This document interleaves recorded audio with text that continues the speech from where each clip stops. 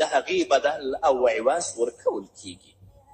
او دا به ډېره زیاته ګرانه پرېوځي یا به په حساب کې په آخرت کې د سخت عذاب زغمل مخې ته راشي لکه څنګه چې په قرآن او حدیث کې په تفصیل سره ذکر دي. او د بندګانو په حقوقو کې تر ټولو اهمه معامله د والدینو او د مورو پلارو د حقوقو معامله ده، تر دې چې رسول الله صلی الله علیه وسلم ورته په خپل تعلیم او هدایت و لارښوونه کې د ایمان د برخې درجه ورکړې ده. قرآن کریم چې د الله رب العزت له طرفه په محمد رسول الله صلی الله علیه وسلم نازل شوی دا د هدایت صحیفه ده.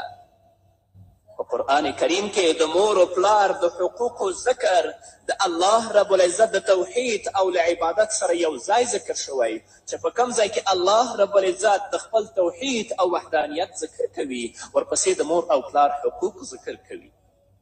تاسو ګورئ الله د بني اسرائیل په صورت کې فرمایي وقضا ربک الا تعبدوا الا ایاه وبالوالدین احسانا، یعنی ستاسو د رب قطعي حکم دی چې صرف د هغه عبادت وکړئ او د مور و پلار سره ښه چلند او د هغوی خدمت وکړئ.